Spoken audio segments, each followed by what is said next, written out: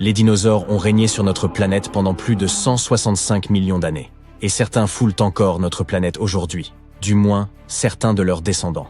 Nos oiseaux modernes ont évolué à partir de ce qui était autrefois un groupe d'effrayants dinosaures carnivores que nous connaissons sous le nom de théropodes. Tout a commencé pendant l'ère mésozoïque, il y a environ 250 millions d'années, lorsqu'un groupe de créatures, appelées dinosauromorphes, arpentait la Terre. Ils ne ressemblaient pas aux premiers dinos qui vous seraient peut-être venus à l'esprit, comme le brontosaure ou le tyrannosaure. Mais c'est le groupe depuis lequel les dinosaures ont évolué. Ces créatures marchèrent à quatre pattes et étaient aussi grosses que des chats domestiques. Elles n'avaient pas l'air aussi sympathiques, cependant, étant donné qu'elles ressemblaient plutôt à d'étranges lézards aux longs membres décharnés. Comme on pourrait s'y attendre, ces créatures n'étaient pas exactement au sommet de la chaîne alimentaire, mais elles étaient vraiment rapides et agiles, ce qui les a aidées à survivre. Avec le temps, elles se sont adaptées et ont commencé à se dresser sur leurs pattes arrière. Leurs jambes ont donc progressé sous leur corps plutôt que sur les côtés. Puis, avec le temps, les dinosauromorphes ont commencé à développer de longues queues et des jambes plus musclées. Leurs coups sont devenus plus forts afin de soutenir cette nouvelle posture, et ils ont même acquis quelques os supplémentaires dans la hanche qui les ont aidés à se déplacer plus efficacement et plus vite. C'est à ce moment-là que les dinosaures sont apparus, il y a entre 230 et 240 millions d'années. Leur nom provient du grec dinosauria, qui signifie « lézard terrible ». Les plus anciens fossiles de dinosaures, vieux de 231 millions d'années, figurent parmi ces gaillards qui vivaient en Argentine. Celui-ci est encore plus ancien, mais nous ne sommes toujours pas certains qu'il s'agisse d'un véritable dinosaure ou de l'un de ses ancêtres dinosauromorphes. En tenant compte de la taille de leurs ancêtres, les dinosaures n'étaient pas si grands au début. Ils ressemblaient davantage à des chiens ou à des chevaux. Il n'y avait pas non plus beaucoup d'espèces différentes à cette époque. Donc si vous pouviez remonter le temps, vous ne verriez là qu'un tas de reptiles se promenant sur deux jambes. Mais avec le temps, ils se sont adaptés à différents environnements, et nous avons obtenu des groupes plus variés, de petits prédateurs rapides, par exemple, comme ce Coelophysis. Tous appartiennent à la catégorie des archosaures, un groupe qui comprend également les ptérosaures, car, si leur nom peut nous induire en erreur, ce ne sont pas des dinosaures. Au fur et à mesure que certains dinosauromorphes ont évolué en dinosaures, ils ont acquis certains avantages, comme des bras. Ils pouvaient accomplir beaucoup plus de choses grâce à cela. Certains pouvaient attraper des proies avec leurs griffes, tandis que d'autres pouvaient désormais se saisir des branches.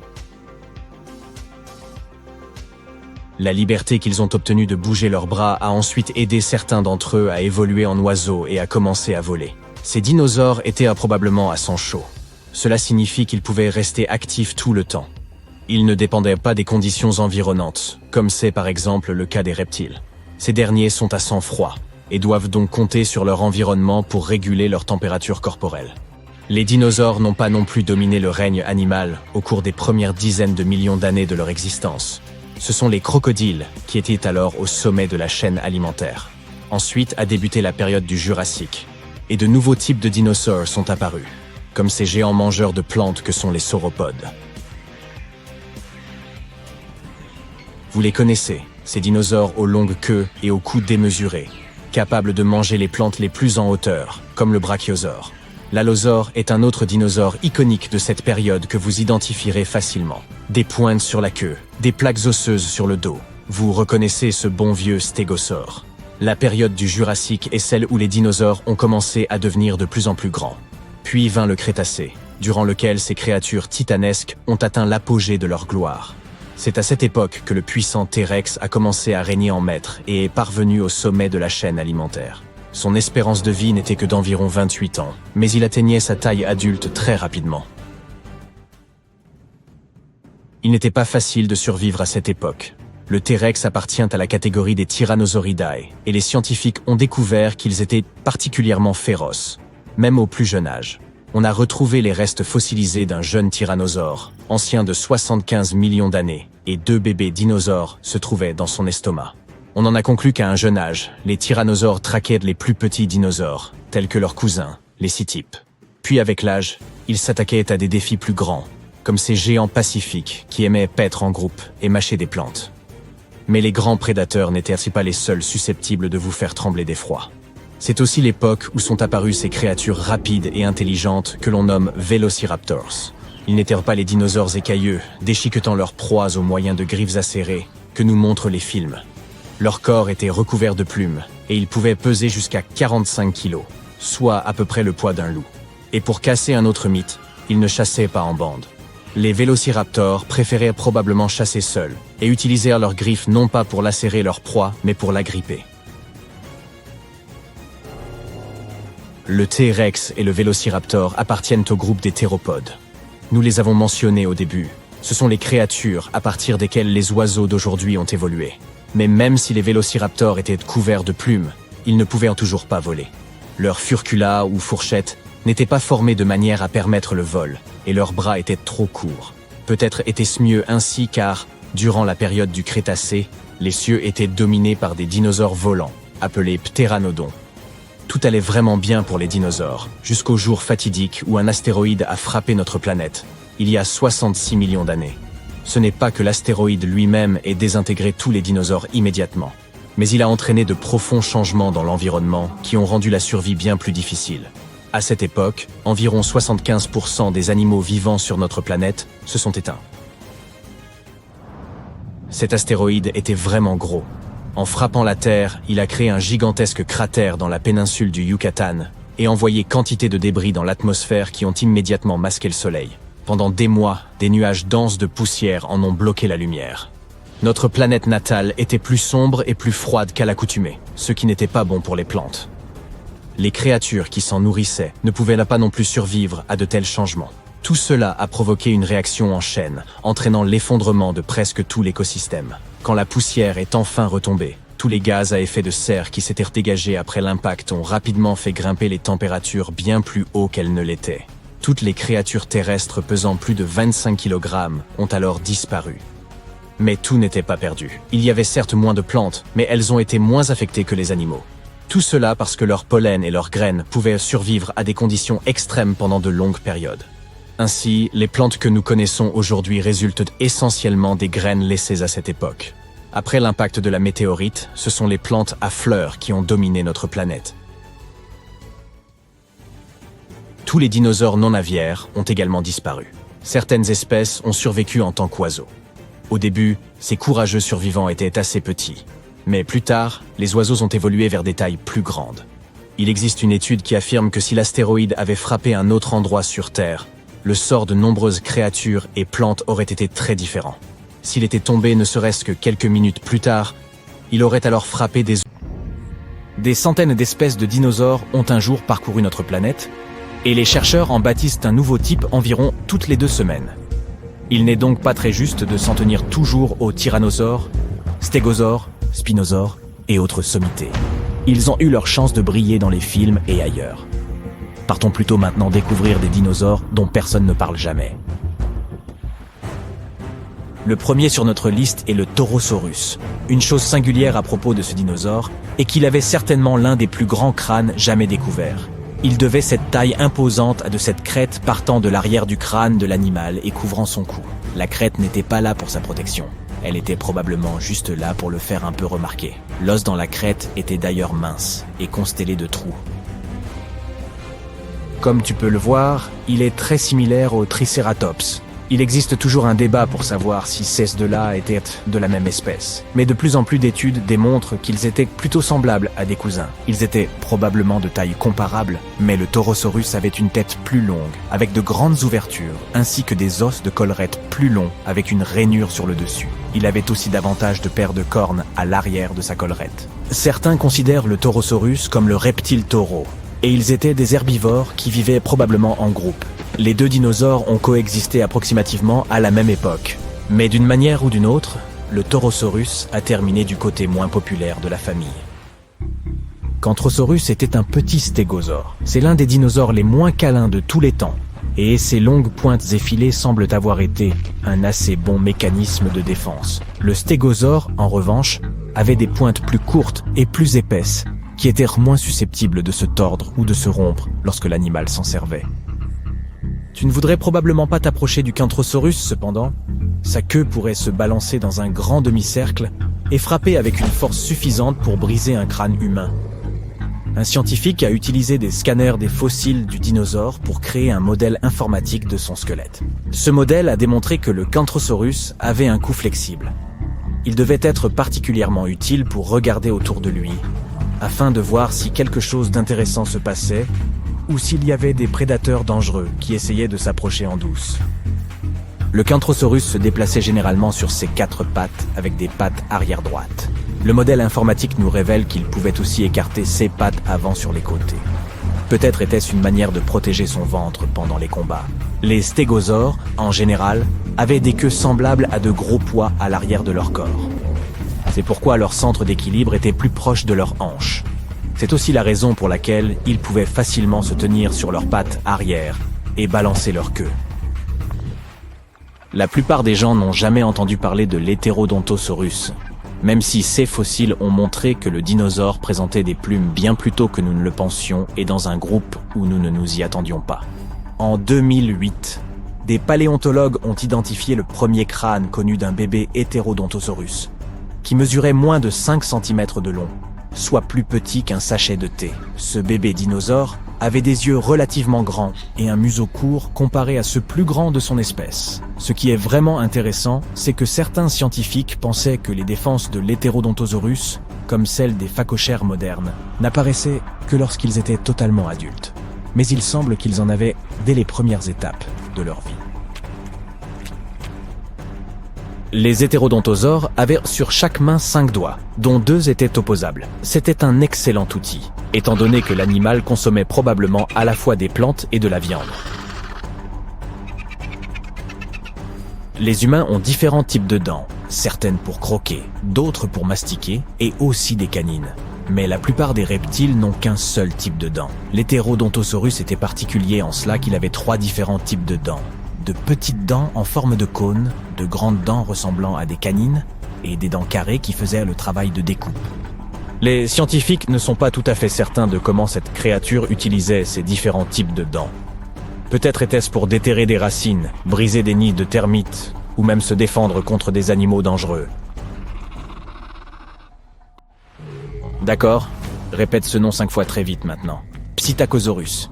C'était un dinosaure assez commun à son époque, mais il n'a jamais vraiment gagné en popularité. Les paléontologues ont découvert que quand ces dinosaures étaient ils rampaient, probablement, eu égard au fait qu'ils avaient des bras plus longs et des jambes trapues. Mais, avec l'âge, entre 4 et 6 ans, leurs pattes arrière commençaient à pousser beaucoup plus vite et devenant ainsi beaucoup plus longues que leurs pattes avant. Donc, plus tard dans la vie, ils ne se déplaçaient probablement plus à 4 pattes, mais marchèrent sur 2 jambes. Dans l'estomac de l'une de ces créatures, le Psittacosaurus gobiensis, les scientifiques ont retrouvé des cailloux. Cela montre que l'animal avait soit du mal à digérer ce qu'il mangeait, soit qu'il ne mastiquait pas très bien sa nourriture. Son bec semble assez familier. C'est ainsi qu'il a obtenu son surnom spécifique de lézard perroquet. Il était vraiment robuste, et certains pensaient que la créature l'utilisait pour briser des noix et des graines coriaces, avant que les cailloux dans son estomac n'aident à les écraser pour la digestion. Ces dinosaures auraient pu être de bons nageurs. Ils avaient de larges pieds, et la forme de leur queue aurait pu les aider à se déplacer dans l'eau avec une relative facilité. Certains scientifiques pensent même qu'ils auraient pu passer la majeure partie de leur temps à nager dans les lacs et les rivières. En 2004, les chercheurs ont découvert quelque chose de vraiment bouleversant. 24 jeunes lézards perroquets blottis ensemble. Ils étaient trop grands pour avoir été des nouveau-nés. Il pourrait donc s'agir d'un groupe de juvéniles qui avaient quitté leur nid pour former leur propre groupe, où ils pouvaient s'épauler mutuellement afin de mieux se protéger. Mais apparemment, ce plan n'a pas très bien fonctionné. Regarde plutôt celui-ci, Stygimoloch, ou, comme on le surnomme aussi parfois, le démon du Styx. On parle ici d'une créature herbivore et paisible avec des épines et des bosses osseuses sur le crâne. La plupart des scientifiques pensent qu'il s'agissait d'une forme plus jeune de ce dinosaure, le Pachycephalosaurus, quoiqu'ils aient pu croire auparavant qu'il s'agissait d'espèces distinctes. Le Stygimoloch est plus trapu que son cousin plus populaire, mais il est aussi plus robuste et présente un cou assez épais. C'était un dinosaure avec de petits membres antérieurs et de longs membres postérieurs d'une hauteur d'1 mètre, c'est-à-dire environ la moitié de la taille d'un humain adulte. Cela ne semble pas bien dangereux dans un monde de dinosaures géants et féroces, Mais l'animal avait un crâne très épais. Peut-être que ce n'était pas son meilleur outil pour se défendre, mais il l'aidait probablement à combattre des rivaux de sa propre espèce. Ceux-ci échangeaient probablement des coups de tête bien virils pour remporter le cœur de leur dulciné. Mais les rivaux de son propre troupeau étaient une partie de plaisir comparés aux prédateurs qui auraient pu s'en prendre à lui. Après tout, ce dino a vécu à la même époque que notre bon vieux tyrannosaure. Quand quelqu'un te demande d'imaginer un dinosaure, le Suchosaurus serait probablement la dernière chose qui te viendrait à l'esprit. Il ressemble à ce qui se passerait si on avait assemblé des morceaux d'animaux au petit bonheur la chance, afin de faire croire aux gens qu'un tel animal a autrefois parcouru la Terre. Mais en réalité, c'est un dinosaure pourvu de grandes griffes acérées sur ses membres antérieurs, d'un corps massif et d'un long cou se terminant par une petite tête. Ne te laisse pas effrayer par ces griffes. Cependant, ces créatures ne s'intéressèrent pas à autres animaux, car elles étaient herbivores. Mais elles pouvaient le protéger des intrus et des prédateurs. Le nom scientifique complet de cette créature évoque un reptile géant ressemblant à un paresseux et le territoire de Suzhou en Chine, d'où il est originaire. Il était aussi grand et lourd qu'une voiture ordinaire. Cet animal était l'un des plus grands et des plus anciens membres de la famille des thérésinosaures, qui vivaient environ il y a 115 millions d'années. Et non, je n'étais pas encore là à l'époque. Au début, il était difficile de déterminer quels animaux... Boum! Une explosion d'ondes supersoniques, de chaleur interplanétaire, de poussière, de fumée. L'atmosphère terrestre a été envahie par un rocher cosmique de la taille de l'Everest. Il y a quelques secondes, ce rocher pesant des trillions de tonnes fonçait vers la Terre. Il pourrait voler de New York à l'Alaska plus vite que tu ne peux faire cuire une omelette. Le nom de ce monstre? L'incident de Chicxulub. Un nom à la hauteur de l'événement, n'est-ce pas?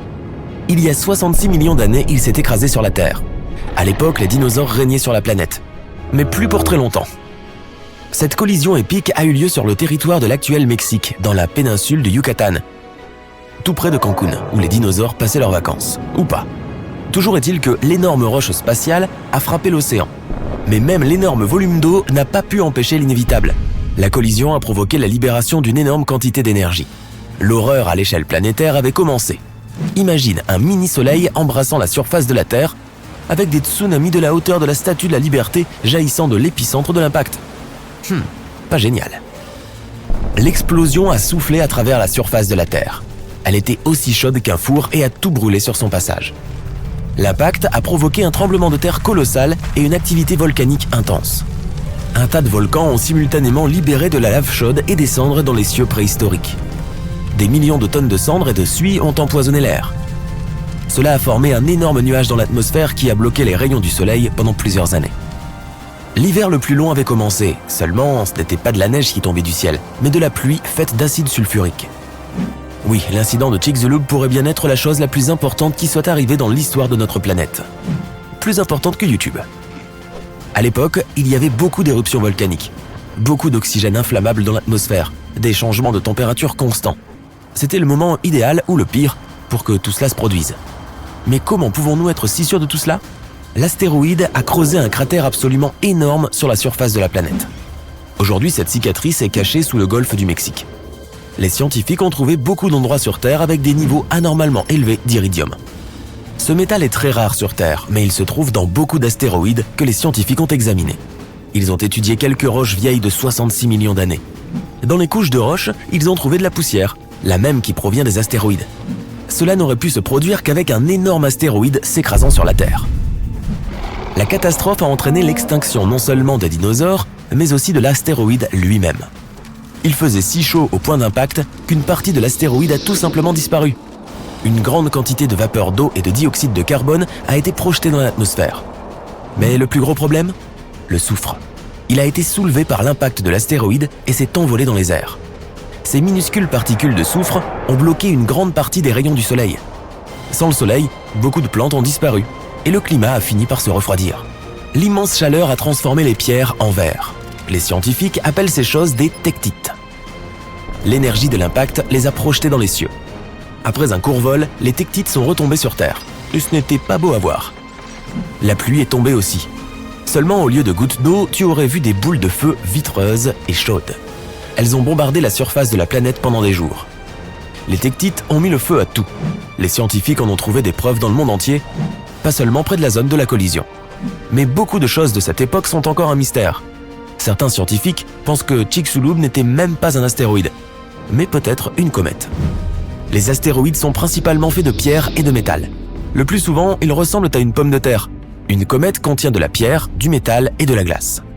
Les comètes ressemblent à des flocons de neige cosmiques sales avec de l'ammoniac, du méthane et du dioxyde de carbone. Les comètes proviennent parfois du nuage de Oort. C'est un énorme nuage de glace et de débris qui orbite autour de notre système solaire. De temps en temps, les comètes se libèrent de l'amas et se dirigent vers notre Soleil. Selon les scientifiques, cette comète particulière est passée juste à côté de Jupiter. La gravité de la géante gazeuse a encore accéléré la comète. Elle a volé vers le Soleil, en prenant de plus en plus de vitesse. La couche de glace extérieure de la comète a commencé à s'évaporer et elle a probablement dégagé beaucoup de poussière et de gaz, ce qui a donné l'impression qu'elle avait une queue. La gravité du Soleil a fini par faire éclater la comète en morceaux. L'un des fragments a volé dans l'espace et s'est écrasé sur la Terre, il y a 66 millions d'années. Alors, astéroïde ou comète? La vérité est que nous ne le saurons jamais. Ce que nous savons, c'est que la Terre a eu la malchance de se trouver sur sa trajectoire et qu'elle n'a plus jamais été la même. La catastrophe a stoppé le développement de 75% de la vie sur Terre. Toutefois, certains grands animaux marins comme les crocodiles, les tortues et les poissons ont survécu à l'impact. De tous les animaux terrestres, les seuls à avoir survécu sont ceux qui étaient en moyenne plus petits que le raton laveur moderne. Cela inclut tout de même un tas d'espèces particulières de dinosaures, à savoir les ancêtres des oiseaux. Les chercheurs pensent qu'ils ont survécu pour deux raisons. Après l'énorme impact, il a fallu beaucoup de temps pour que les plantes recommencent à pousser. Et beaucoup d'animaux n'ont pas survécu. La plupart des animaux restants n'avaient pas assez de nourriture. Mais ces dinosaures avaient un bec. Grâce à lui, ils pouvaient fendre les noix et extraire les graines du sol. C'est pourquoi ils ont pu survivre. La deuxième raison est que ces chanceux avaient un plus gros cerveau. Certains experts pensent qu'ils ont pu coopérer les uns avec les autres et s'adapter rapidement aux nouvelles conditions. D'autres formes de vie ont également survécu. Les champignons et les moisissures ont survécu sous terre et sous l'eau. Petit à petit, l'obscurité s'est dissipée et les fougères ont commencé à envahir le paysage sans vie. Après quelques milliers d'années, les forêts ont commencé à réapparaître. Les animaux qui ont survécu étaient presque tous des créatures petites et discrètes. Ils vivaient dans des terriers, à l'abri de toute cette cendre chaude. Avant la collision, les mammifères avaient vécu dans l'ombre des dinosaures. Mais avec la disparition soudaine de tous les dinosaures, les choses étaient sur le point de changer. Les mammifères ont pu prendre le pouvoir. Ils ont commencé à dominer la vie, du moins sur Terre. Mais revenons au moment où tout a changé. Il s'avère que ce n'est pas la taille de l'astéroïde qui l'a rendu si puissant, mais plutôt l'angle sous lequel il a frappé la Terre. Si l'angle d'impact avait été différent, les dinosaures auraient peut-être même survécu à la catastrophe. Alors, à quoi cela aurait-il ressemblé? Voyageons en arrière, très loin en arrière. Oh non, un astéroïde géant se dirige vers la Terre.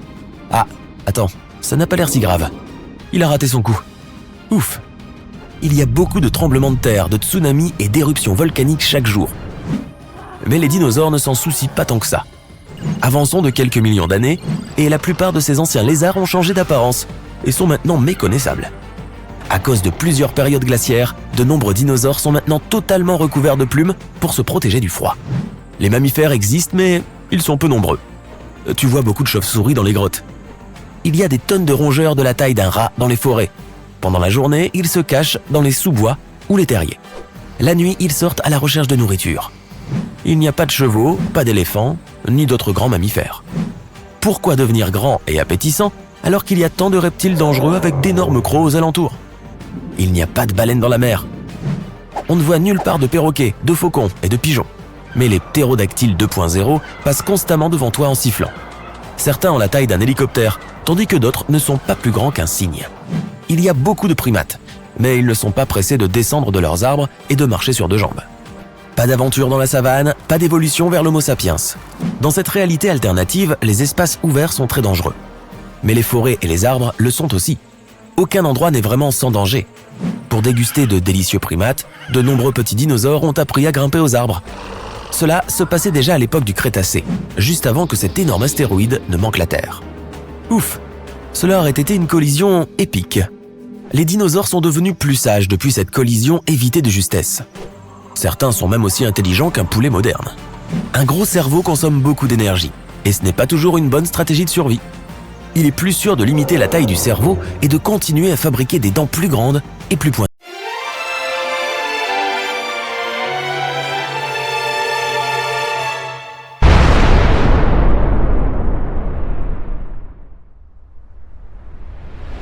Des petites bestioles aux créatures colossales, tous les animaux tentent d'échapper à un mur de feu qui se déplace dans leur direction. La température augmente et tout ce qui se trouve autour commence à s'embraser. Bientôt, beaucoup d'animaux et de plantes sur Terre cesseront d'exister. Ce sont les conséquences de l'écrasement d'un astéroïde géant sur notre planète. Mais si les dinosaures avaient eu un certain esprit d'analyse, ils auraient pu deviner ce qui allait se passer. Car cet astéroïde était visible 1 an avant l'impact. Sans les lumières des villes, tous les points lumineux dans le ciel sont des étoiles. Certains d'entre eux sont des planètes qui reflètent la lumière provenant du Soleil, comme Mars. Mais l'un de ces points est un astéroïde. Plus tard, il sera connu sous le nom d'impacteur Chicxulub. Il tire son nom de la région de l'actuel Mexique où il est tombé. Bref, à ce stade, l'astéroïde ressemble à une étoile. Il a la même luminosité que Neptune. Tu aurais même pu le photographier avec un appareil de haute résolution. Si seulement les dinosaures avaient eu des pouces. L'impacteur traverse maintenant l'orbite de Jupiter. À cette distance, la Terre ressemble à un point bleu pâle, 1 mois avant l'impact. L'astéroïde est devenu beaucoup plus brillant. C'est maintenant le point le plus lumineux du ciel nocturne après la Lune. L'astéroïde croise l'orbite de Mars. Sa queue, composée de poussière et de gaz, est de plus en plus longue. Elle est maintenant aussi longue que 2 fois la distance entre la Terre et la Lune. 1 semaine avant l'impact. La queue de l'intrus fait maintenant 5 fois la distance entre la Terre et la Lune. Mais les dinosaures ne peuvent pas apprécier sa beauté. Pour eux, c'est juste un autre point brillant dans le ciel nocturne. Si cet astéroïde se dirigeait vers la Terre en ce moment, les scientifiques pourraient localiser l'endroit exact de son impact à 1 km près. Nous pourrions alors évacuer les gens de la zone et éviter une catastrophe majeure. 1 jour avant l'impact, l'impacteur Chicxulub occupe désormais la première place parmi les objets les plus lumineux du ciel. La lumière qui l'entoure, appelée halo, semble encore plus grande que la Lune elle-même. L'astéroïde croise maintenant l'orbite de la Lune. Il ressemble à un point lumineux qui laisse une traînée cendrée derrière lui. 1 heure avant l'impact. La lumière de l'impacteur Chicxulub est plus brillante que la pleine lune, et son mouvement peut être perçu à l'œil nu. Les nuits sur Terre ne sont plus sombres. Ce n'est que maintenant que les dinosaures commencent à être inquiets. Tous les animaux de la Terre commencent à chercher un abri. 10 minutes avant l'impact. L'astéroïde entre maintenant dans l'orbite de la Terre. Des milliers de petits fragments de sa queue commencent à tomber sur la planète. Cela ressemble à une pluie de météorites. Jusqu'à présent, ces fragments sont trop petits. Ils se consument tous dans l'atmosphère avant d'atteindre la surface de la planète. L'astéroïde s'approche de l'Amérique du Sud. Si quelqu'un le regardait depuis l'Europe, il ressemblerait à un coucher de soleil. Le point lumineux de l'impacteur Chicxulub passe derrière l'horizon. 2 minutes avant l'impact. Les dinosaures peuvent maintenant facilement voir la forme de l'astéroïde. S'ils savaient comment faire, ils pourraient même estimer sa taille. Il fait un peu plus de 10 km de diamètre, ce qui signifie qu'il a presque la taille de l'île de Manhattan. Et le poids du géant est de 7 billions de tonnes. Il vole vers la péninsule du Yucatan à une vitesse ahurissante de 12 km par seconde. À cette vitesse, tu pourrais aller de New York à Los Angeles en 10 minutes environ, mais tu prendrais feu en chemin. 10 secondes avant l'impact. L'impacteur Chicxulub s'approche maintenant du sol. Encore quelques mètres et... bam! Le ciel nocturne devient soudainement blanc. L'éclair est si brillant que le soleil n'est plus visible à ce moment-là. L'entrée de l'astéroïde provoque une puissante déflagration qui peut être entendue à l'autre bout du monde. L'énorme astéroïde commence à brûler à cause de la friction avec l'air. Il se réchauffe et se divise en plusieurs morceaux. Ces morceaux tombent en pluie sur la Terre. Après quelques secondes, la plus grande partie de la météorite frappe le sol. Sa masse et sa vitesse fournissent à l'impacteur de Chicxulub une énorme quantité d'énergie. L'instant d'après, une explosion surpuissante secoue le sol. L'onde de choc de la météorite commence à se propager à partir du lieu de l'impact. Elle arrache d'énormes morceaux de terre et d'arbres, puis les pousse au sol comme des dominos. La température de l'onde de choc est si élevée que tout ce qui se trouve autour du point d'impact s'enflamme. L'énergie libérée lors de la collision pénètre aussi profondément dans la planète. Cela provoque les tremblements de terre les plus puissants de l'histoire de la Terre. Ils génèrent à leur tour des vagues de tsunami aussi hautes que l'Empire State Building. 5 minutes après l'impact.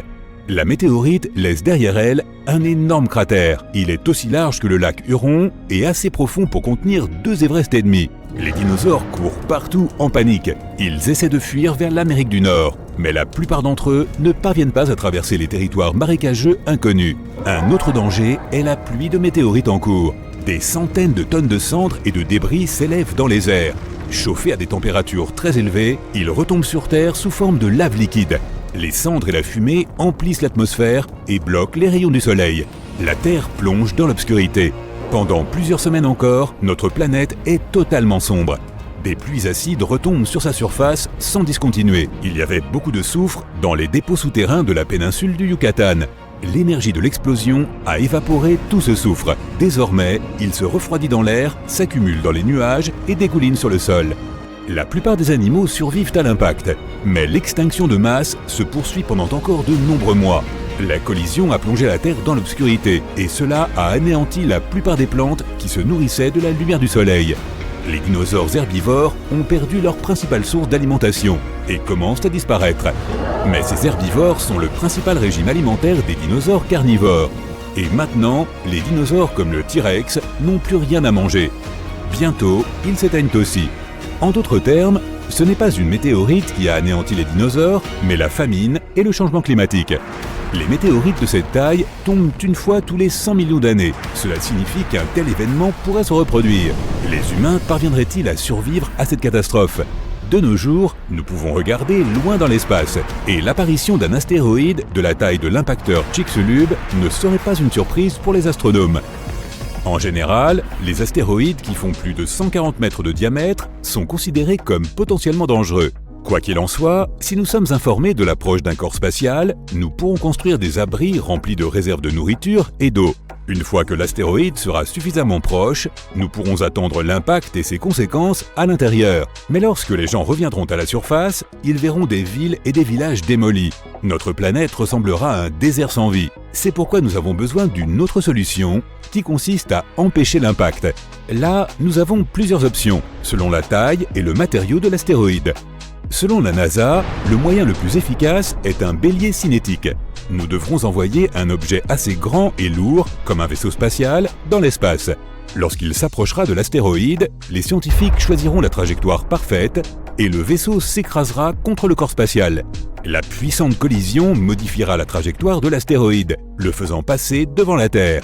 Plus ce corps spatial sera éloigné de notre planète, plus il sera facile de le dévier. Une autre option est une explosion contrôlée à la surface de l'astéroïde. La première loi du mouvement de Newton va nous aider ici. Elle stipule que si un corps se déplace à une vitesse constante en ligne droite, il continuera à se déplacer de cette façon à moins qu'une force ne s'exerce sur lui. Donc, si nous provoquons une explosion ou imprimons une force assez importante, l'astéroïde changera de trajectoire. La mesure dans laquelle il se déplacera dépendra de la quantité de force qui lui est appliquée. Nous pouvons aussi faire exploser l'astéroïde de l'intérieur. Dans ce cas, il ne sera pas nécessaire de modifier sa trajectoire. Au lieu de cela, nous essaierons de transformer un énorme morceau de roche en un tas de fragments plus petits. Ils se consumeront dans l'atmosphère et ne feront aucun mal à notre planète. Une autre façon est d'utiliser la gravité. Chaque objet lourd a sa propre force gravitationnelle et son propre champ gravitationnel. Notre objectif sera d'envoyer un vaisseau spatial vers l'astéroïde et de le faire voler près de l'intrus. L'astéroïde attirera le vaisseau spatial, mais ses moteurs résisteront.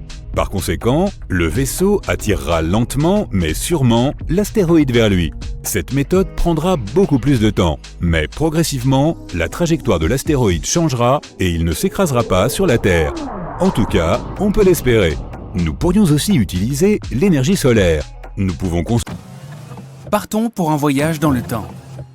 Nous survolons le Moyen-Âge, les premières civilisations humaines, les ancêtres des premiers humains, les dinosaures, les premiers animaux terrestres, les anciennes créatures marines, et ainsi de suite jusqu'au tout début des temps. Et la voilà, cette nébuleuse est notre futur système solaire. Pour l'instant, ce n'est qu'un nuage de poussière multicolore composé d'hydrogène et d'hélium qui tourne sur lui-même. Ce nuage a commencé à rétrécir et à devenir plus dense. Il existe une théorie selon laquelle il y aurait eu des explosions de supernovas près de notre nébuleuse. Leurs ondes de choc ont pressé la nébuleuse de différents côtés jusqu'à ce que le centre du nuage devienne trop lourd. L'énorme poids l'a comprimé et des réactions nucléaires en chaîne ont commencé au centre même de ce nuage. Cela a chauffé le nuage et l'a fait briller. Bientôt, il s'est transformé en une sphère dense, et c'est ainsi que notre Soleil est né. Cela s'est passé il y a environ 4,5 milliards d'années. Notre planète n'existe pas encore. Il n'y a qu'un disque de poussière et de débris spatiaux en orbite autour du jeune Soleil. Ces débris fusionnent progressivement et deviennent de plus en plus lourds. Observons le centre même de cette pile d'astéroïdes. Le poids total des débris comprime tellement la région centrale qu'un noyau métallique dense s'y forme. L'énorme pression chauffe le noyau et la température au centre de la jeune Terre atteint près de 6000 degrés. Et il y a un noyau liquide autour du noyau solide. Cela crée le champ magnétique de notre planète. Maintenant, lorsque les radiations du Soleil et du vent solaire atteignent la Terre, elles se fracassent contre le bouclier que forme notre champ magnétique. Jusqu'à présent, notre planète ne cesse de brûler et ressemble plutôt à une boule de lave. Mais elle commence à se refroidir, formant une croûte solide. À ce moment-là, une autre protoplanète apparaît à l'horizon. Elle ressemble plutôt à un astéroïde de la taille de Mars. Et ce débris massif vole vers nous. Il frappe la jeune Terre à un angle tel qu'il décroche une partie de notre planète. Le débris se brise en plusieurs morceaux et s'arrête dans notre orbite. Après un certain temps, tous ces débris se rassemblent pour former la Lune. À la suite de cette collision, la Terre se met à tourner trop vite. Une journée dure alors environ 5 heures, au lieu des 24 habituels. Mais la Lune est suffisamment lourde pour ralentir la rotation de notre planète grâce à la gravité. La Terre ne ressemble pas encore à un endroit hospitalier. Les forces gravitationnelles de la Lune pénètrent profondément dans la Terre et provoquent davantage d'activité volcanique. De plus, des météorites tombent constamment, provoquant de fréquentes explosions à sa surface. Le gaz qui sort des volcans forme notre atmosphère. La glace qui a été apportée sur notre planète par les météorites s'évapore. La vapeur s'élève et se transforme en pluie. Cette eau de pluie tombe à la surface, refroidissant la lave chaude et formant les premiers lacs et rivières. Pendant encore plusieurs centaines de millions d'années, la Terre ressemble à la surface de Vénus, c'est-à-dire un endroit sans vie avec un tas de volcans, des pluies acides et pas d'oxygène à respirer. Le Soleil n'était pas aussi brillant qu'aujourd'hui. De plus, ses rayons pouvaient à peine traverser les tonnes de poussière volcanique présentes dans l'atmosphère. Mais il y a environ 3,7 milliards d'années, la première vie apparaît ici sous la forme d'organismes unicellulaires qui n'avaient pas besoin d'oxygène. Ils sont apparus dans les parties chaudes et peu profondes de l'océan près du rivage. Ces bactéries ont régné sur la Terre pendant près de 2 milliards d'années, tout au long de l'éon archéen. Elles ont laissé des stromatolites. Ce sont des piliers de terre au fond des eaux chaudes peu profondes. Ils sont le produit d'organismes simples et de bactéries. Ces bactéries ont évolué, jusqu'à ce qu'elles apprennent la photosynthèse. Les bactéries ont commencé à produire de l'oxygène en absorbant l'énergie de la lumière du soleil. Au début, cet oxygène était utilisé pour oxyder les roches, mais ensuite l'excès d'oxygène a commencé à remplir l'atmosphère. De plus, à cette époque, les premières algues sont apparues, qui produisaient également de l'oxygène. Cet événement est appelé l'événement de grande oxydation, et il a provoqué la disparition de presque tous les organismes vivants de la surface de la Terre. Pour les organismes simples, l'oxygène était toxique, et les restes de bactéries et de micro-organismes ont coulé au fond de l'océan. Plusieurs millions d'années plus tard, ces restes seront recyclés, et sous l'énorme pression de l'eau et de la croûte terrestre, ils se transformeront en pétrole. L'éon archéen s'est terminé par cette catastrophe il y a environ 2,5 milliards d'années. Au même moment, des continents se formaient sur Terre, qui allaient plus tard dériver dans les océans du monde, comme des puzzles, et former un supercontinent. Mais pour l'instant, le méthane et le dioxyde de carbone constituent toujours la majeure partie de l'atmosphère. Ils provoquent un effet de serre et l'augmentation des températures sur Terre. Mais l'apparition de l'oxygène stoppe l'effet de serre. Et la température sur notre planète baisse. Une période glaciaire, appelée glaciation huronienne, qui a duré de 2,4 à 2,1 milliards d'années, commence. Les scientifiques supposent que notre planète était presque entièrement recouverte de glace à cette époque, même à l'équateur. C'est un changement colossal quand on sait qu'il y a 2 milliards d'années, notre planète ressemblait à une boule de lave. Pendant la glaciation huronienne, la Terre ressemble plus à Europe, le satellite naturel de Jupiter. Là aussi, il y a une épaisse croûte de glace, sous laquelle se trouve un océan liquide chauffé par le noyau. L'évolution du Soleil a sauvé notre planète. Depuis sa naissance, il y a 4 milliards et demi d'années, il n'a cessé de grossir et de se réchauffer. Ainsi, après 300 millions d'années d'une période glaciaire, la Terre commence à se réchauffer à nouveau. Mais presque toute la vie qui s'y trouvait a été anéantie, et l'évolution doit recommencer à zéro. Il y a environ 1 milliard d'années, tous les continents de notre planète ont été rassemblés en un supercontinent hypothétique, Rodinia. Et tous les océans ont formé un immense océan, Mirovia. Il y a 750 millions d'années, ce continent s'est brisé et d'énormes morceaux de terre ont commencé à dériver sur la planète. Des plantes complexes et des micro-organismes multicellulaires sont apparus juste à ce moment-là. Les algues, les éponges et les champignons n'étaient pas les seuls habitants de l'océan. Voici les Spriggina. Ce sont des sortes de vers de la taille d'un doigt humain. Nous avons trouvé des restes de ces animaux qui ont au moins 550 millions d'années. Il y a 541 millions d'années, l'éon phanérozoïque a commencé. L'événement principal de cette époque est l'explosion cambrienne. La vie a commencé à s'épanouir sur Terre et une grande variété d'organismes vivants est apparue. Des mollusques et des échinodermes comme les étoiles de mer et les oursins sont apparus. Les organismes vivants ont évolué, possédant non seulement un squelette interne mais aussi externe, comme les trilobites. Certaines de ces créatures pouvaient atteindre près d'1 mètre de long. Leur coquille protectrice suggère qu'il y avait des prédateurs dans les océans. Une chaîne alimentaire a commencé à se former à cette époque. Au même moment, les continents à la dérive ont fusionné à nouveau. Ce supercontinent a une forme différente et s'appelle Pannotia. Plus tard, ces continents ont à nouveau dérivé et ont commencé à se heurter les uns aux autres. Cela a conduit à la formation de chaînes de montagnes. Puis les continents se sont rencontrés pour la dernière fois et ont formé le supercontinent géant appelé Pangée, il y a environ 335 millions d'années. Ici, nous pouvons déjà voir les contours des continents modernes, à savoir l'Afrique, l'Amérique du Nord et du Sud, l'Australie et l'Eurasie. L'une des plus grandes créatures marines qui ait jamais existé, le Dunkleosteus, est apparue. Certains spécimens pouvaient être aussi longs qu'un bus scolaire et peser autant qu'un gros 4x4. La Terre avait un climat chaud et humide. Cela a encouragé les fougères et d'autres plantes à pousser plus vite. Certaines d'entre elles pouvaient atteindre la hauteur d'un immeuble de 3 étages. Et pour la première fois dans l'histoire de la Terre, certains animaux quittent l'océan et vont sur les terres, comme Elginer-Péton et Ichthyostega. Au début, ils ne vivent que sur la côte, car leur peau n'est pas adaptée à la lumière constante du soleil. De plus, ils ont des problèmes respiratoires. Les premiers animaux terrestres avaient à la fois des branchies et des poumons, mais leurs poumons étaient sous-développés, si bien qu'ils devaient fréquemment retourner dans l'eau. Des millions d'années plus tard, ces animaux ont évolué vers des amphibiens plus avancés. Bien qu'ils ne soient pas plus grands que les lézards ordinaires, ils pouvaient déjà vivre pleinement sur Terre.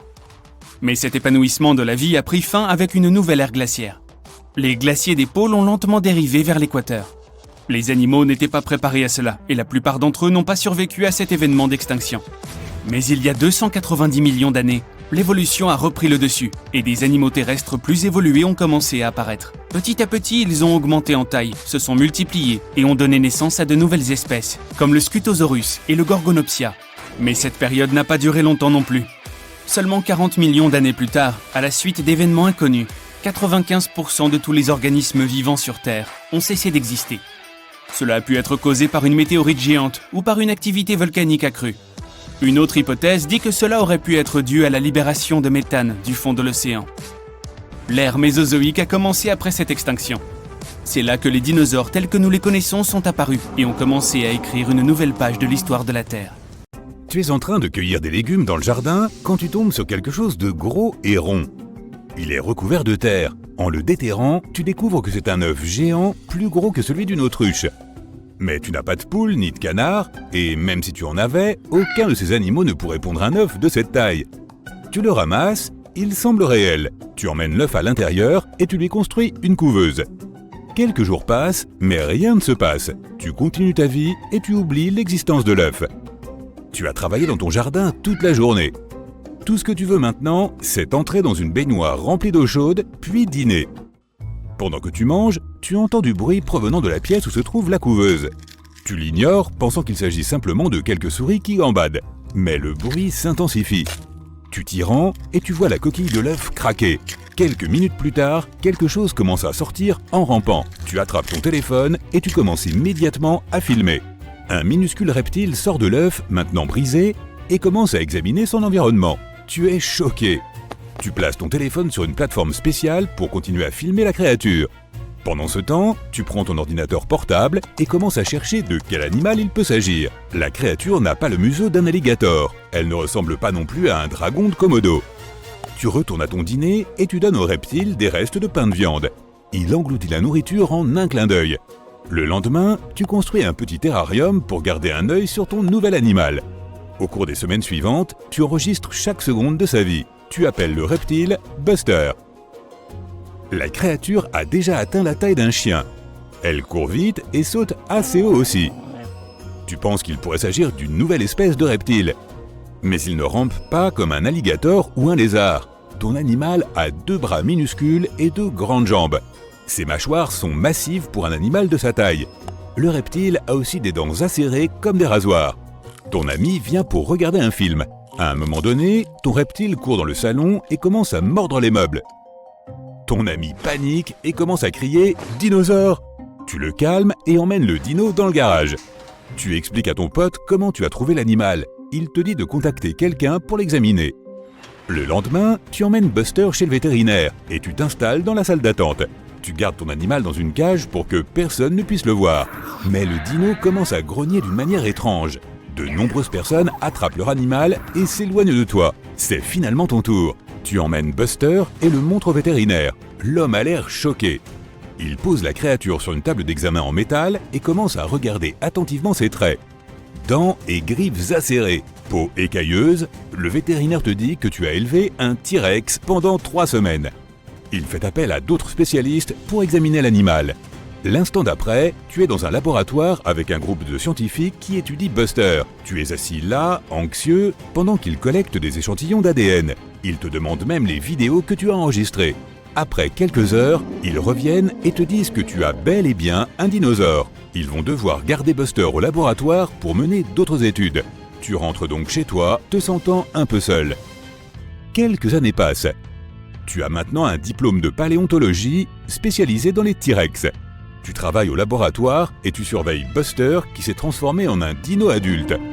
Tu enseignes également à l'université et tu as publié un livre intitulé « Mon T-Rex Buster ». C'est devenu un best-seller. Un jour, en revenant de l'université, tu allumes la télévision. C'est alors que tu entends les dernières actualités. Une grande créature s'est échappée d'un laboratoire en dehors de la ville. Elle est maintenant en liberté. Il montre plusieurs images des empreintes de la bête qui mènent à la forêt. Tu reçois un appel du labo. Il te demande de t'y rendre aussi vite que possible. Les chercheurs t'expliquent ce qui s'est passé et te demandent de les accompagner dans la forêt pour retrouver le dino. Tu enfiles une combinaison de protection spéciale et montes dans une Jeep. Après quelques heures, tu arrives à l'endroit où Buster a été vu pour la dernière fois. Tu descends et tu essaies de suivre ses empreintes.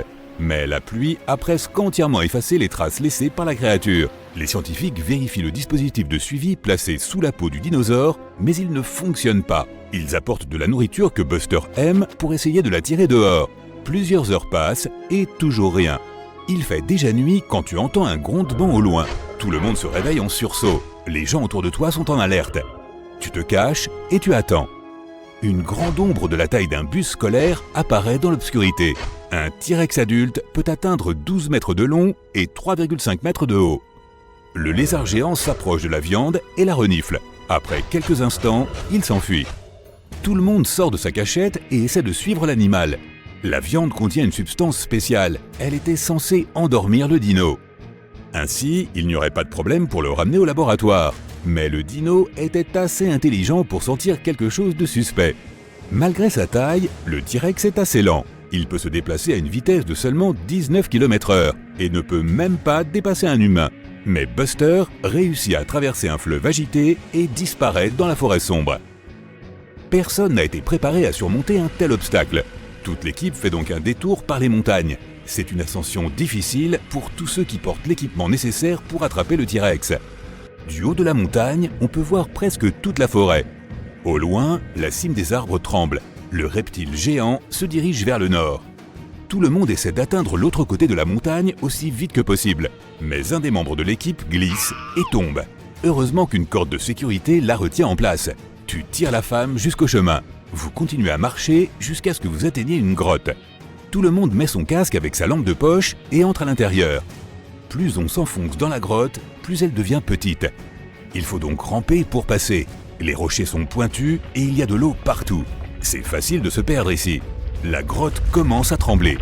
Tout le monde se précipite pour passer par la partie la plus étroite. Vous arrivez enfin à sortir de la grotte.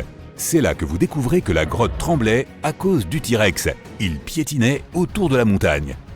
Il repère ton groupe et commence à courir vers toi. Les gens paniquent et se précipitent dans la grotte.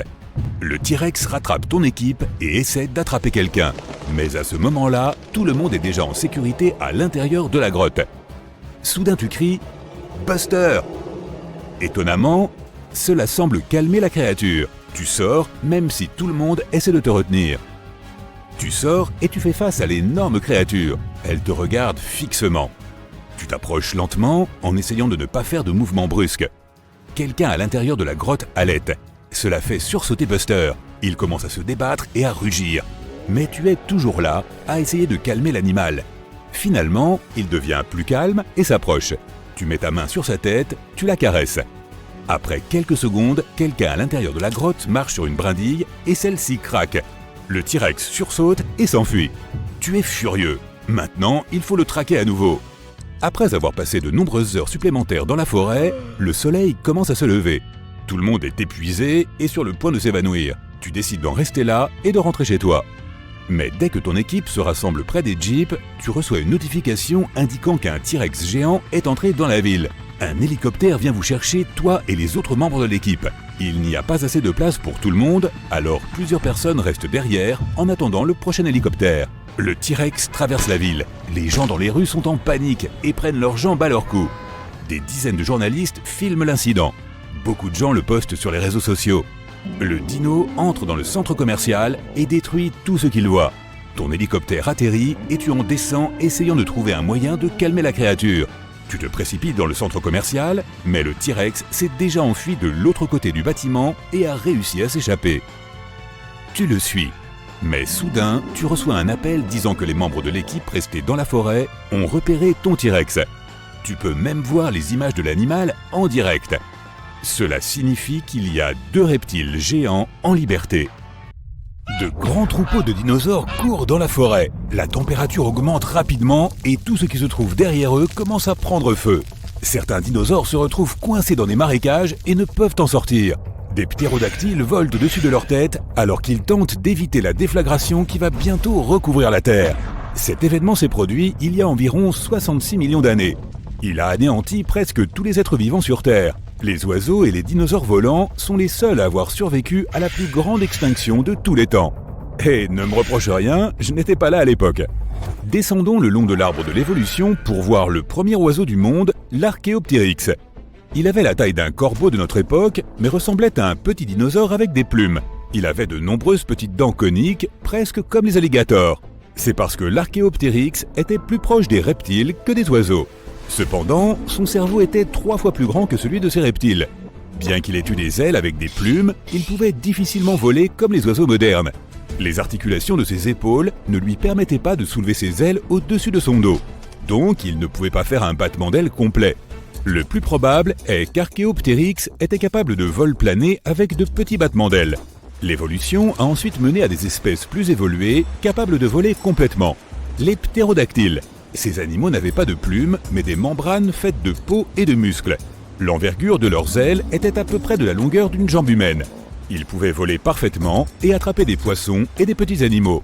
Bien que les dinosaures qui volaient pouvaient facilement distancer les prédateurs terrestres, comme les vélociraptors et les T-Rex, la plupart d'entre eux n'ont pas survécu à l'impact d'une météorite géante.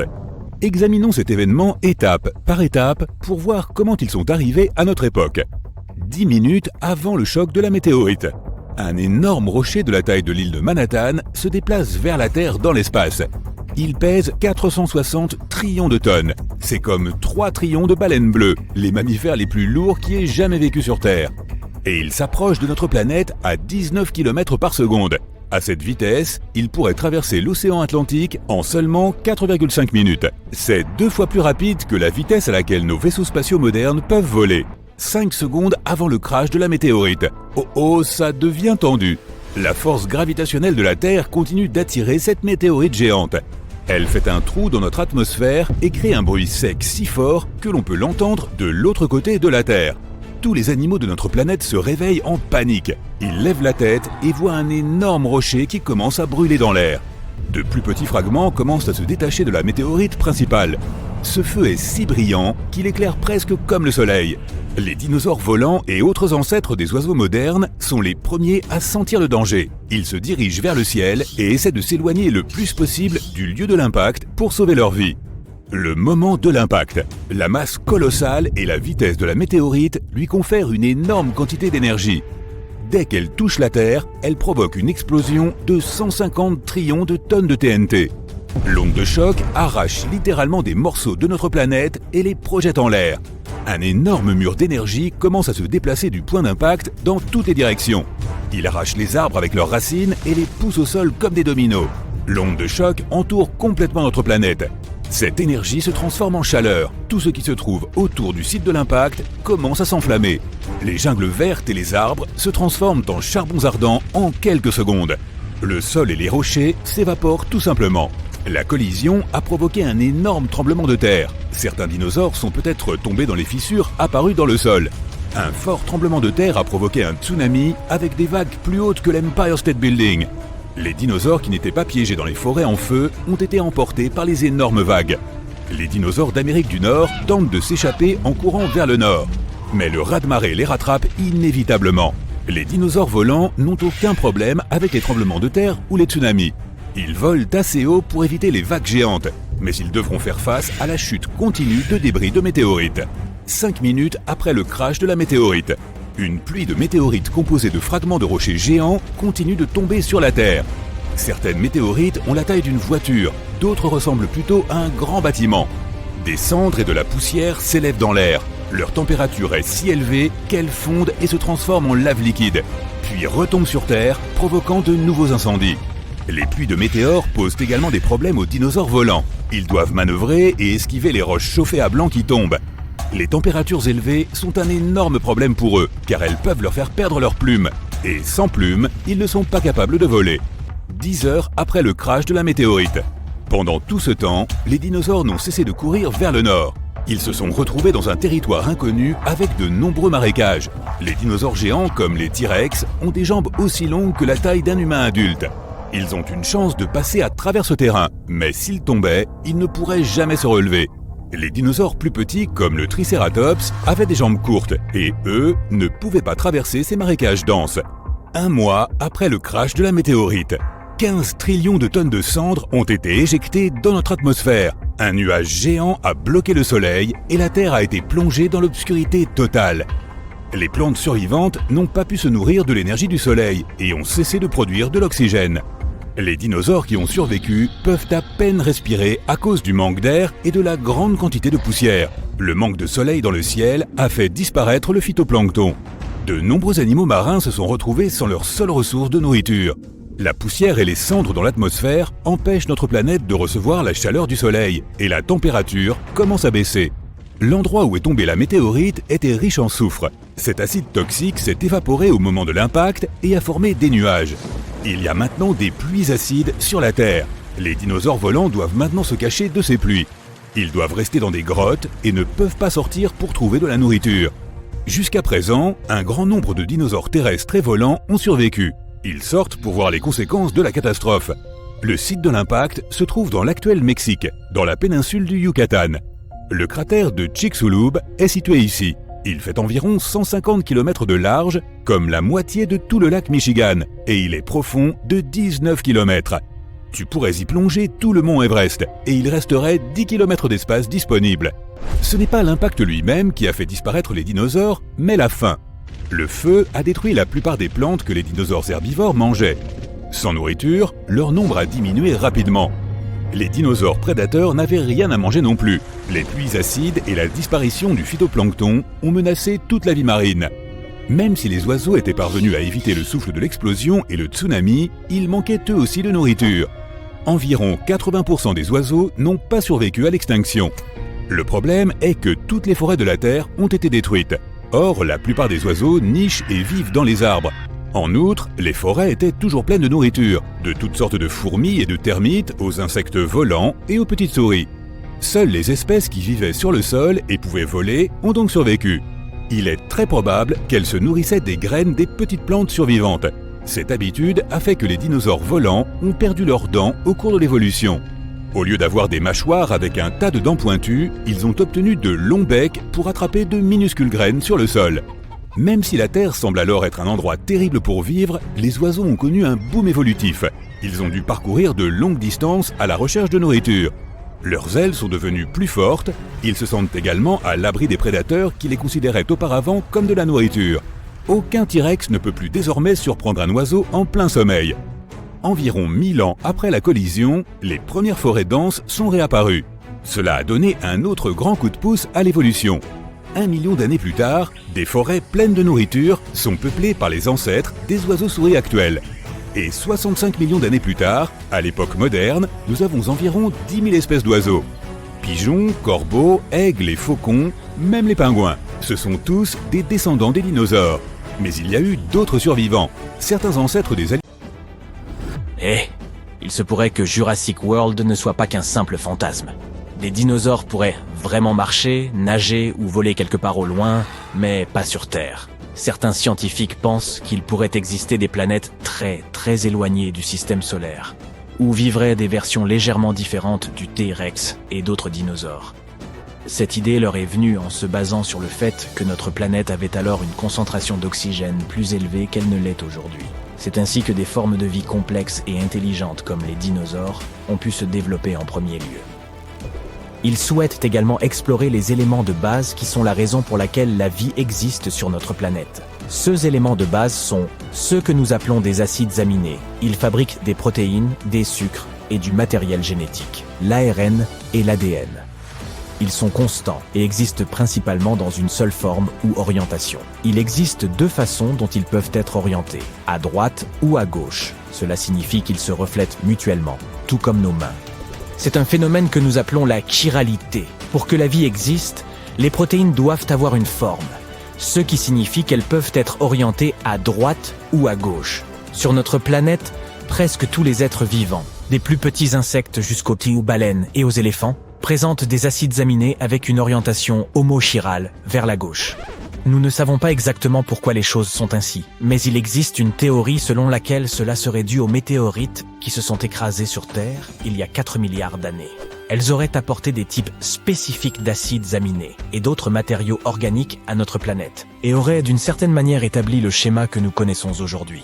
Peut-être pourrions-nous utiliser les télescopes de pointe que nous avons créés pour rechercher de telles planètes, en particulier celles où les conditions sont similaires à celles qui prévalèrent sur Terre à l'époque où existèrent les dinosaures. Dans ce cas, il serait sans doute préférable de les observer depuis une distance sûre, car, compte tenu de ce à quoi elles risquent de ressembler, ce pourrait être le choix le plus judicieux. C'est une idée séduisante, mais ce n'est pas une mince affaire. L'histoire de la vie sur notre planète, en particulier celle des dinosaures, a impliqué de nombreux événements catastrophiques ainsi que plusieurs extinctions de masse.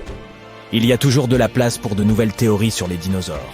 L'une d'entre elles avance que le pétrole proviendrait de ces derniers. Intéressant, mais pas tout à fait exact.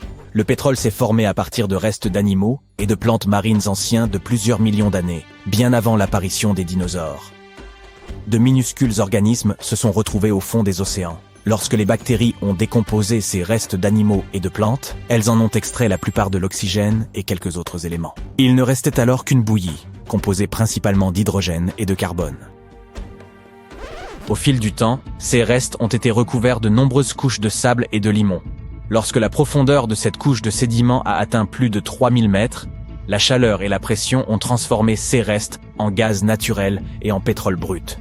Il est possible que des dinosaures aient vécu dans les mers, ou soient tombés à l'eau pour se transformer en hydrocarbures de la même manière. Mais personne n'a jamais trouvé de pétrole brut contenant des morceaux de leur squelette. C'est donc juste une théorie infondée. Ensuite vient la théorie du dinosaure à plumes qui, contrairement à la précédente, semble être plus en phase avec la réalité. En 2010, des chercheurs ont découvert des preuves qu'il y a 100 millions d'années existait une espèce de dinosaure aux plumes rousses. Un autre groupe de scientifiques a affirmé qu'il en aurait existé une espèce différente il y a 150 millions d'années. Ces dinosaures présentèrent des taches de rousseur et des plumes rouges briques sur le dessus de leur tête. Ces motifs colorés avaient probablement une fonction. Peut-être servaient-ils à communiquer avec d'autres représentants de la même espèce ou à attirer des partenaires. Mais des années plus tard, des chercheurs ont étudié le Microraptor, également surnommé dinosaure à plumes. Ils ont réalisé qu'il avait probablement plus en commun avec un oiseau qu'avec un dinosaure. Le critère déterminant est la manière dont les oiseaux renouvellent leurs plumes. Les oiseaux qui volent doivent remplacer leurs plumes dans un ordre spécifique, sans quoi ils ne seront pas bien capables de voler. Et les fossiles du Microraptor ont montré que cette créature avait renouvelé ses plumes selon un schéma similaire. Ils ne sont donc pas vraiment certains de la catégorie à laquelle appartient cet animal. Les dinosaures qui avaient des plumes perdaient fréquemment leur peau par petits bouts, un peu comme des pellicules. « Hé Bob, t'as des pellicules partout, besoin d'un nouveau shampoing ?» Certes, ils ne se débarrassèrent pas leur peau comme le font les lézards, un peu comme on enlève un vieux costume. Quand on parle de dinosaures, on ne les imagine généralement pas comme des êtres sociaux, mais plutôt comme des créatures solitaires, semblables aux reptiles actuels. Toutefois, des chercheurs ont découvert un ensemble de couvées vieux de 80 millions d'années dans le désert de Gobi. Cela signifie qu'il existait des colonies de dinosaures qui protégeaient leurs nids et défendaient leurs petits, d'une manière assez similaire à celle des oiseaux. Les crocodiles sont également connus pour faire cela. Les ptérosaures étaient des dinosaures volants et les pélicosaures étaient des dinosaures à voile dorsale. Des études ont montré que ces deux espèces utilisaient les crêtes disproportionnées sur leur tête, ainsi que leur voile, pour attirer des partenaires potentiels. Il existe cependant de nombreuses théories sur ces crêtes et la raison pour laquelle elles étaient nécessaires. Certains experts suggèrent qu'elles servaient aux dinosaures à réguler leur température. D'autres pensent qu'ils avaient rare besoin d'une telle crête pour se diriger dans les airs. Il est difficile d'avancer quoi que ce soit avec certitude, puisque leurs fossiles sont rares et qu'ils n'ont pas de descendants vivants. Mais le plus probable est que cette crête remplissait la même fonction que la roue d'un pont et était utilisée dans le cadre d'une parade nuptiale. Plus la crête était grande, plus un ptérosaure avait de chances de trouver chaussure à son pied. Vous connaissez les théropodes, ces prédateurs carnivores effrayants qui figurent en tête d'affiche dans la plupart des films de dinosaures? Eh bien, ils pourraient avoir été bien plus friands de plantes que de chair fraîche. Pas tous, mais il est possible que nombre d'entre eux n'aient pas été aussi féroces que nous pourrions le penser. Ce colosse effrayant, comme le tyrannosaure, pourrait bien être des exceptions plutôt que la règle. Le truc, c'est que les films nous présentent ces créatures comme étant bien plus rapides qu'elles ne l'étaient sûrement en réalité. Elles pouvaient probablement courir juste un peu plus vite qu'un coureur humain lambda. Les scientifiques étudiaient en ce moment le régime alimentaire des chelurosaures. Ils semblent avoir été les parents les plus proches des oiseaux, mais il a été difficile de le déterminer, car certains dinosaures de ce groupe avaient des dents de forme conique, ou, dans certains cas, n'avaient pas de dents du tout. Pour comprendre de quoi ils se nourrissaient, les chercheurs ont dû se mettre en quête de preuves tangibles et vérifier ce qui se trouvait dans leurs estomacs. Et après avoir découvert certaines choses, y compris un bec dépourvu de dents, ils ont réalisé que ces derniers suivaient la plupart du temps un régime végétarien. Même les plus célèbres, comme les vélociraptors, pourraient avoir simplement été de paisibles herbivores et non les terrifiantes bestioles de Jurassic Park qui hantaient nos cauchemars d'enfance. En 2011, des paléontologues ont retrouvé les fossiles d'un petit dinosaure, le Linenicus monodactylus. C'était une créature à peu près aussi grande qu'un perroquet, avec de longues jambes. Il provenait d'une famille comprenant certains des prédateurs les plus célèbres, comme le tyrannosaure et le vélociraptor. La plupart des dinosaures qui vivaient autrefois sur Terre avaient 5 doigts, mais par la suite, certains d'entre eux ont fini par en avoir moins. Cette nouvelle découverte était remarquable, car au lieu d'avoir 3 doigts, ce qui était le plus courant dans sa famille, le Linenicus n'en avait qu'un seul, avec un ongle acéré et recourbé à la fin de chaque membre antérieur. Cette créature utilisait probablement son doigt unique pour creuser dans les nids des insectes afin de s'en régaler. Même si nous savons tous qu'un astéroïde a anéanti les dinosaures, il existe d'autres théories. Un paléontologue du nom de George Wieland a même conçu l'idée que les dinosaures auraient peut-être provoqué leur propre extinction à force de se manger les uns les autres. Cela se serait notamment appliqué aux ancêtres de prédateurs féroces et effrayants, tels que le tyrannosaure. Il est possible qu'ils aient dévoré tellement d'œufs de leurs congénères que de nombreuses espèces auront tout simplement disparu. Une fois qu'ils ont commencé à se nourrir des œufs de ces très grands dinosaures, que nous connaissons sous le nom de sauropodes, il est également possible qu'ils aient commencé à grandir.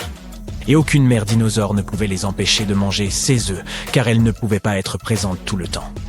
Il existait d'autres prédateurs qui se nourrissaient de ces œufs, y compris les premiers